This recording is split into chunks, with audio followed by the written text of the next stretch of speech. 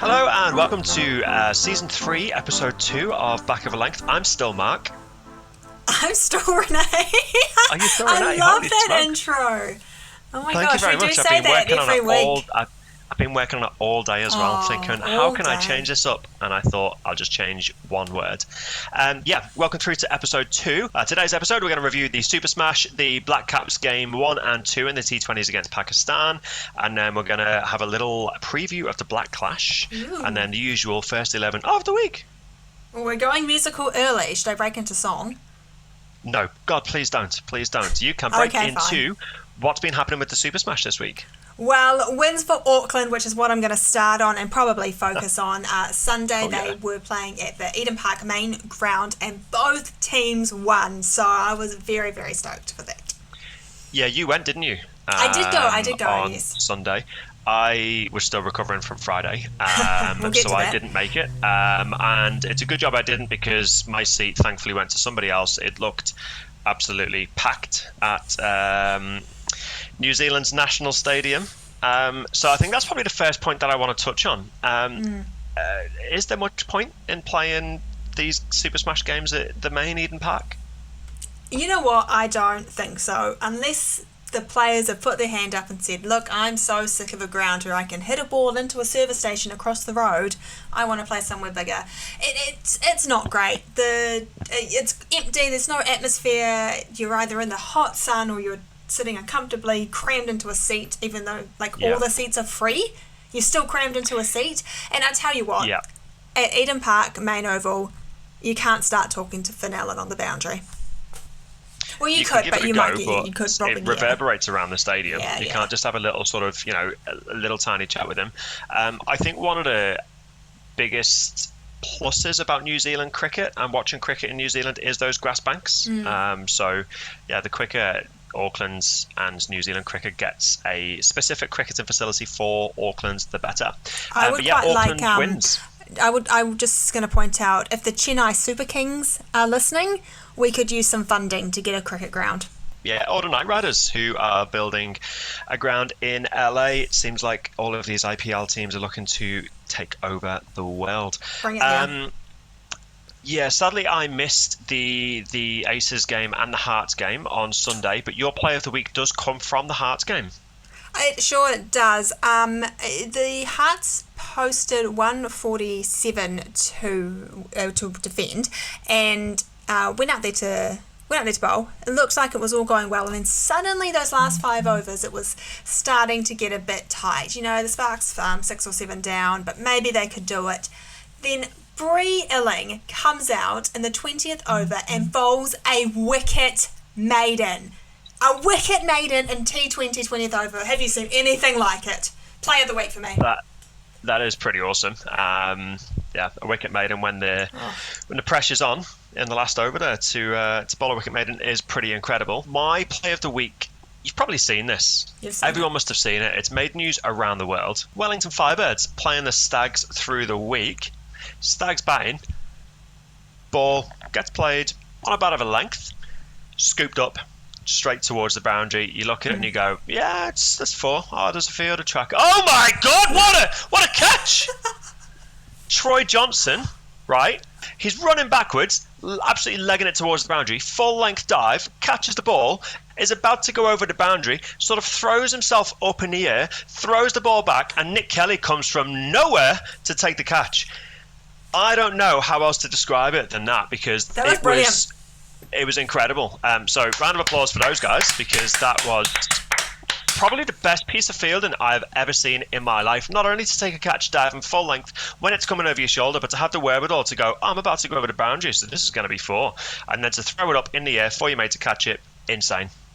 Yeah, it's absolutely bonkers. The athleticism, the speed, and the fact he didn't just faceplant. You would have faceplanted. Yeah, I would have face planted, probably broke a few bones, and then would have. The worst part of that would have been I'd have taken it over the boundary. So, worst part of that whole situation is Troy Johnson was then dropped for the next Firebirds game. Was he? Do you know what? Fair play. He's gone into that dressing room and gone, lads, I'm having a breather next week. I've done my bit for the season. You guys better step up. Yes, all right, the Super Smash does continue into the final rounds this week. We will be back at Eden Park with the Aces Brave. If you are around, as always, come and say hi. Otherwise, next week, we should be able to tell you who is going to make the finals. So remember, the first place team is automatically through to the finals. The second and third will play off in an elimination final. So we will bring you all of that updates next week. Moving on, those Black Caps. Oh, and did we go to Eden Park on Friday night? So good to be back watching international cricket, In a especially rammed international stadium. T20. It was such an awesome game, really good so atmosphere. Those people who say that they don't necessarily like cricket at New Zealand's national stadium, I personally don't mind a bit of T20 cricket at Eden Park. I do think, for everything else, maybe not. You get a T20, you get the people who turn up with their mates, the hardcore fans and the tag-alongs. You get them into the East Stand or wherever around that ground, and it is fire. Like, the atmosphere was absolutely pumping. I'm pretty sure we had a dance to Sandstorm at some point during that night. Yeah, so this leads on to a question that I really want to ask, right? One of the parts during the night, I think it was Glenn Phillips came out to bat, and he comes out. So each player has their own walkout song, right? I think Glenn Phillips was John Cena, You Can't See Me, or whatever it's called. Got me thinking, what would your walkout song be? What would be your song to try and either pump you up or pump up the crowd, or both? Oh, you've put me on the spot here. I'll tell you mine while you think about yours. Mine is not the most pumpy song, right? But I would go with Hey Jude. But the bit where it's na na na na na na na, because I reckon the whole ground would start singing it. And if that ground is full, that's awesome. If it's a T20 for the Auckland Aces and 50 people are singing it, probably won't have the same effect.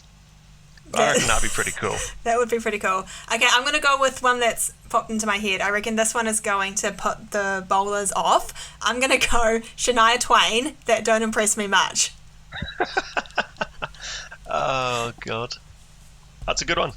Yeah. I like that one. I would love to see you strut your stuff out into the middle. Shania That don't Twain. impress me much. Because either people will be saying that about the bowling, or people will be saying that as you walk off, having been skilled first ball. Yeah, which is most likely to happen. It's for both. Black Caps were pretty awesome, to be fair. 226 for 8 New Zealand batting first. It was the third highest total at Eden Park. Williamson and Darryl Mitchell were the mainstays. Got off to a pretty bad start, though. Devon Conway out first ball was golden duck. Less than ideal. A little bit out of form. We're never too worried when Devon Conway's out of form, but this is starting to stretch on a bit. It is a little bit, because it has been since pretty much, before the World Cup, right? He's been relatively out of form. Do you see him as a long-term mainstay in this T20 side? Or do you think we've got Williamson, we've got Mitchell in that middle order? Is Devon Conway really needed at the top of the order? So I have a theory that Kane Williamson and Devon Conway cannot bat together in a T20. You've never seen it. They don't last long. They had Finn Allen on the mic during Game 2, and he was saying that if they have a Williamson or a Conway when he's there, he can go big and they can have the Williamsons and your Conways rotating the strike. So in that sense, you probably do want two people of that similar nature there. But it's hard to say also because Williamson is so in and out of the squad at the moment. So I think for now, you persevere with Devon Conway, and he'll go back to the IPL again. He should pick up some more, experience there. So I'm going to say yes. Yeah, Devon Conway. I think it's a good point that he makes that, if Kane Williamson and Devon Conway are batting at the same time, then Devon Conway's the one to go big. But my point is then just not play Devon Conway at all. Because but then I would be if sad. Devon Conway gets out early, you've still got Finn Allen to go big, or another opener to go big, and you've got Williamson and Mitchell to kind of, hunker down in the middle or overs if they go early. Be really interested to hear everybody else's thoughts on that. Yeah. I personally don't think that the two of them should be in the same team. Devon Conway can come in at 3 if Kane Williamson is out, would be my theory. And you want to have two openers that can go big at the start of the innings at the top of the order. Pakistan 180 all out in reply. Started off pretty well, and they just lost wickets at regular intervals. Really regular, especially towards the end. Great to see Ben Sears and Adam Milne both getting wickets. Both of them very fit players. Ben Sears in particular looking very good. He is a little bit terrifying. I do like watching him now. I Whoa. saw him for the first time in the T20 against Bangladesh. Yes. And he bowled really well. He's got a little bit of pace about him. He looks like somebody who's up for the fight. I was kind of taken by him, and I hope that he does go on to continue to perform. I hope so too. Unfortunately, Ben Sears' wickets were not my moment of this game. My moment of this game, which it wasn't really a defining moment of the game, it was more that it happened and then the other thing happened and then the entire Eden Park crowd exploded. Basically, Amir Jamal bowled a ripper to Finn Allen, cleaned his wickets out. They were all over the ground. And then it was deemed a no ball. And the crowd went, and by the crowd, I mostly mean me, just went absolutely feral. Finn Allen went on to score 34, pretty good for him at that moment. So, that was my favourite moment of the game. I'm really annoyed that I missed that, because just before that over started, I was sat there thinking, I'm quite thirsty. So I went to the bar at that moment. And for those of you who've been to Eden Park to watch the cricket and they've got TVs at the back of the bar, you hear what's going on live, and then about 20 seconds later they show it on the TV. So I knew that there'd been a wicket, and then I knew that something had happened because I heard the crowd start to pipe up, but I wasn't quite sure what, and I assumed it was a no ball. But yeah, it was pretty loud there in the old Eastern Tier. Mostly me. My moment of the game was... I don't even know how to describe it, so I'm going to have to just talk it through bit by bit. Ish Sodhi comes into bowl to Fakhar Zaman. Fakhar Zaman absolutely creams it. You look at it and go, oh yeah, that's... Oh my God, what a catch by Ish Sodhi! Twice in one episode you've gone. Twice in one episode. I love a catch. Honestly, love a good catch. Fakhar Zaman, and I don't know how else to explain it. He absolutely creamed it, absolutely middled it. And Ish Sodhi was just a reflex catch, dived full length to his left, caught it one-handed in his weakest hand, about maybe a few inches off the ground. It was amazing. And I mean, he creamed it. Like, it was... I don't even know how to explain it. I sat there for a good sort of 2 minutes with my hands on my head and my mouth being open as if to be like, oh my God, how's he caught that? And every time I watched the replay, I just got I was in even more disbelief that was even... It was incredible. What a moment. It was so good. That was basically what finished off the game and how the Black Caps managed to take that win. It was, and awesome for Ish Sodhi because he's been out of form as well. His kind of place has been questioned, so hopefully that does give him a little bit of confidence. I hope so too. So when at Eden Park, they moved down to Hamilton for Game 2, and Black Caps took a series lead there. Finn Allen, the only one who sort of got going, getting up into the 70s on his score. 194 they ended up on, some good other hits in there, but Pakistan all out for 173. Yeah, middle order there for Pakistan, really, really not getting going at all. They had a really good partnership in the middle there. I think it was Fakhar Zaman and Babar Azam with 50s and 60s respectively, but just nothing else really, unfortunately. So 2-0 to the Black Caps. News for the next game is that Williamson is ruled out. He was already due to not be playing anyway, but then he got a hamstring strain in the second game.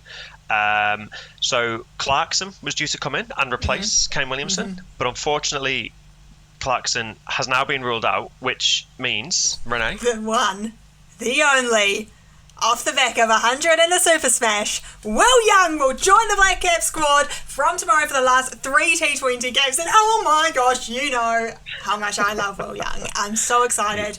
I hope he gets off the bench and onto the field. He's just such a fan, Would you rather have Devon Conway at the top or Will Young? Will Young.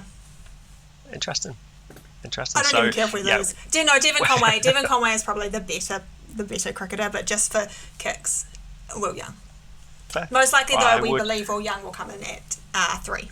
Well, so here's the thing, right? So you could put Will Young up to number 2 and drop Devon Conway down to number 3. Ooh, mix it up. As an option. Let's wait and see. He can be the one who bats through the innings. But he's out of form, so do you want him to take on that responsibility to try and bat his way into form? I think what I would like to see most of all is just Finn Allen, Will Young, top of the order, top two, carry their bat through the whole 20 overs. Well, that'd be a perfect day for you. That'd be a perfect day for you. Who would you get on your nails next time you went to the game? Would it be Finn Allen, or would it be Will Young, or would it be Allen on one hand and Young on the other? That's what it would be. That was where I had a Young and an Allen. And if you have no idea what we are talking about, head along to our Twitter page. You can see how I painted my fingernails for Friday night's game. You find us at Back of a Length, also on Instagram and Facebook, of course, at Back of a Length. One of the highlights of the New Zealand domestic cricketing calendar is upon us. We have the Black Clash, which is on this weekend. So if you don't know what the Black Clash is, it is a sort of charity tournament. We have Team Cricket going up against Team Rugby. Team Cricket is usually sort of those past players that just want a bit of a hit, to be honest. Yeah, they've got likes of Kyle Mills, Grant Elliott coming in there, so yeah, decent team from about 10 years ago. Yeah, decent. Yeah, you'd be pretty happy if they were walking out to bat now, to be honest. Some of those players. Still think Grant Elliott could do a job. Team Cricket, we've got Danny Vittori's playing, Nathan McCullum, Hamish Marshall, Jacob Oram, Colin de Grandhomme, Anton Devcic, Kyle Mills, Grant Elliott, as you say, plus a few others, with 3 to still be announced. They go up against Team Rugby, which is generally sort of domestic rugby All Blacks related players. So Team Rugby this year is Kieran Reid. They are being managed by Scott Razor Robertson. We've got Ali Williams, Will Jordan, Ruben Love, Caleb Boshia, Leon MacDonald, Andy Ellis and Colin Slade. They also have a bit of a turncoat. I think this is allowed. So they have... Well, turncoat's probably a bit of a flip-flopper, right? So Jock McKenzie is playing for Team Rugby. That's not who I thought you were. I thought that's not who you were going to say. I thought you were going to say Brian Lara. Yeah, well, Brian Lara's fine because I need somebody who plays cricket in the lineup, right? No. Tell me about Jock McKenzie. Jock McKenzie started out his career as a rugby player, right? Played 3 games for the Blues, which for those outside of New Zealand is a team in the Super Rugby competition, and did all right by all accounts. Then made his debut on Sunday for the Auckland Aces. And you're thinking, pretty interested to see how it goes. His bowling was incredible. He's pretty good. I don't know if you got a good sense of it when you were at the ground, but he got the ball to swing miles, got it to nip miles, he got bounce, he got 3 wickets in his first game, and you go, you've made the right decision, stick with cricket as a career. Yes. And now he's chosen to go and play for Team Rugby. He'll be back. Which I kind of get because he's somebody with a bit of cricket nous, right? Which generally the Team Rugby needs. He's actually my player to look out for. We've both chosen a player to look out for, and mine is Jock McKenzie because I'm actually interested to see how a relatively inexperienced new cricket player goes up against the experience that Team Cricket's got in their team. It should be a great game. Always good fun to watch the Black Clash. You told me I had to pick a player to watch, and I have not done that because I think if you are a rugby fan and you were tuning in and you saw Billy Bowden umpiring Billy Bowden ways, wouldn't you be absolutely confused? So if you're going to watch anyone on during this Black Clash, please watch Billy Bowden. It'll be great. I went to the Black Clash, I think it was 2021, and it was in Christchurch. And I didn't know at the time that Billy Bowden was umpiring, and I sat there for 3 hours on the sideline, literally crying with laughter. He's my favourite umpire of all time, and he goes even more sort of extravagant for the Black Clash. So good. And I went with my partner, and she was just like, "What are you laughing at?" And I was like, "Have a look at Billy Bowden. Have a look at this umpire." And she was like, "Is he meant to be doing that?" I was like, "Oh, kind of," but it was hilarious. Anyway, sorry, that's just me getting excited. Talking about Jock McKenzie and potentially Brian Lara as well, kind of ignited a thought for you to do your first 11 of the week this week. Yes, it is a very good time to crack into the first 11 of the week. Of the week. One day we will write a proper jingle, but probably not today. Right, yes, we have some very, very talented sports people who are playing cricket or have played cricket, and this is the first 11 of players that played a second sport at a first class or above level. Ah, okay. All right, so That's in good it one, because when you told me about this, I was looking at a lot, and there was a lot of cricketers who did a lot at school. no, you Like got to. It's the same rule. So to cross-represented. get into the first 11 book, you have to play at first class or higher. So you have to play Okay. for Good. domestic or up or whatever your Okay. domestic competition around your country is. The exception to that, of course, is the time I put you on the worst bowling overs for when you bowled 18 balls in one over. Anyway, I still think I was trying to set them up with a plan. Didn't quite go to plan, unfortunately. First Anyway, 11. moving on very quickly. First 11 of second sports. All right, in at 1, we have Susie Bates, basketballer. In at 2, CB Fry. In at 3, Elise Perry. In at 4, Alyssa Healy. Those Aussie girls are very, very talented. Yes. 5 is Deandra Dotton. 6, Ian Botham. 7, Jonty Rhodes. 8, Logan Van Beek. 9, Brian McKenkie. 10, Jock McKenzie, as we've already touched on. And at 11, but really not a number 11, is Sophie Devine. Yeah. So what we're going to do after this episode does go to air is we'll be running a poll on our Twitter page, and you just get to vote on what sport you think these players played besides cricket. Yeah. So we'll give you 3 options, and you've got to choose the right one. You see if you can guess them, because some of them did surprise me. Yeah, I'll be really, really interested to see some of those because I don't know some of those myself. So it's going to be really interested to see how many people can get right. If you don't already, please give us a little follow. Twitter, or X as it's called these days, but it will be forever known as Twitter. Back of a length with a little underscore. We've got Instagram, which is at back of a length, and we've also got Facebook, which is back of a length podcast. And that is all we've got time for this week. Thank you guys so much for tuning in. As always, as I say, pop over to those socials and also let us know if there's anybody that we've missed in that first 11 that have played 2 top tier sports. Until next week, goodbye!